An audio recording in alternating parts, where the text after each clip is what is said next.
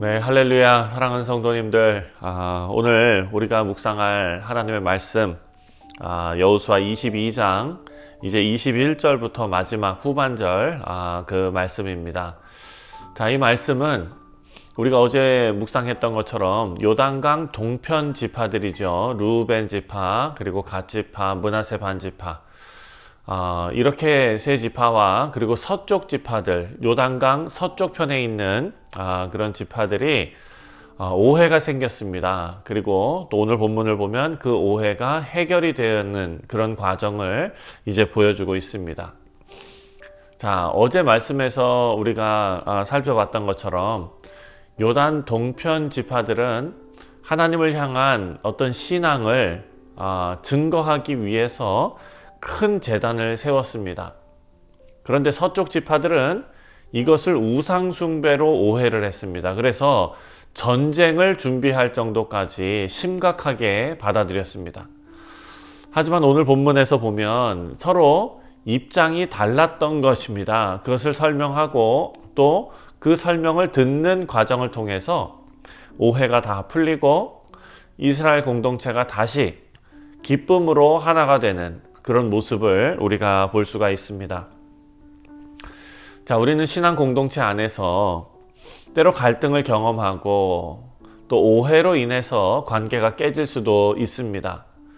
하지만 올바른 태도와 그리고 대화를 통해서 하나님 안에서 다시 하나 될 수가 있습니다. 문제는 계속해서 발생하겠지만 그 문제를 어떻게 해결하느냐가 그 공동체의 실력입니다. 오늘 말씀을 통해서 우리가 신앙의 공동체 안에서 어떻게 오해를 풀고 또 하나님께서 원하시는 연합을 이룰 수 있는지 어제 말씀에 이어서 계속해서 말씀을 생각해 보도록 하겠습니다. 먼저 21절 말씀, 22절까지 보면은 르우벤 자손과 갓 자손과 므낫세 반 지파가 이스라엘 천천의 수령들에게 대답하여 이르되 전능하신 자 하나님 여호와 전능하신 자 하나님 여호와께서 아시나니 이스라엘도 장차 알리라. 이 일이 만일 여호와를 거역함이거니와 범죄함 이거든 주께서는 오늘 우리를 구원하지 마옵소서. 자, 요단 동편 지파들이 서쪽 지파들의 오해를 이제 다 들은 후에 이제 해명을 하는데 겸손한 자세로 해명을 합니다. 그들의 자신들이 한 행위를 하나님께서 아신다라고 고백을 하면서 그 동편 지파들의 의도가 그 큰 제단을 쌓은 이유가 하나님 앞에서 순결하다라는 것을 강조하고 있는 것입니다. 그 의도가 순결했다는 것입니다. 만약에 자신들이 정말 하나님 배신하려고 했던 거라면 하나님께서 벌하시기를 바란다라고 말합니다. 이것은 이 동편의 지파들이 하나님을 경외하고 또 하나님 앞에서 거짓이 없이 행동했다라는 확신을 보여주고 있는 것입니다. 사랑하는 성도님들, 우리가 신앙 공동체 안에서 오해를 받았을 때 가장 중요한 것은 하나님 앞에서 떳떳한가 먼저 우리가 점검하는 것입니다. 만약에 우리가 정말 잘못한 것이 있다면 겸손하게 회개해야죠. 하지만 하나님 앞에서 정직하게 행한 일이다 라면 담대하게 진실을 설명하고 이해를 구해야 하는 것입니다. 자, 요단 동편 지파들은 자신들이 세운 그 제단을 세운 그 이유를 설명하는데요. 24절에 계속해서 이렇게 말합니다. 우리가 목적이 있어서 주의하고 이같이 하였노라. 곧 생각하기를 후일에 너희의 자손이 우리 자손에게 말하여 이르기를 너희가 이스라엘 하나님 여호와와 무슨 상관이 있느냐. 자, 여기에서 이제 동쪽 편 지파들이 가지고 있었던 생각이 확실하게 지금 드러나고 있습니다. 지금 동쪽 편에 있었던 이 세 지파는요, 그 사이에 서쪽 지파들 사이에 요단강이 지금 있기 때문에 이스라엘 공동체를 두 부분으로 나누는 어떤 물리적인 장벽이 될 것이다 라고 염려를 했던 것입니다.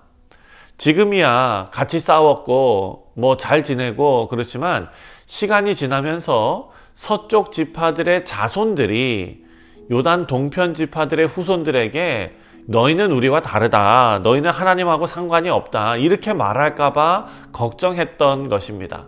그래서 자신들이 하나님을 섬기는 동안에 하나님을 섬기는 동일한 이스라엘 백성임을 증거하기 위해서 그쪽에도 제단을 세운 것이었습니다. 자, 사랑하는 성도님들, 어찌 보면은 이 마음이 참 귀합니다.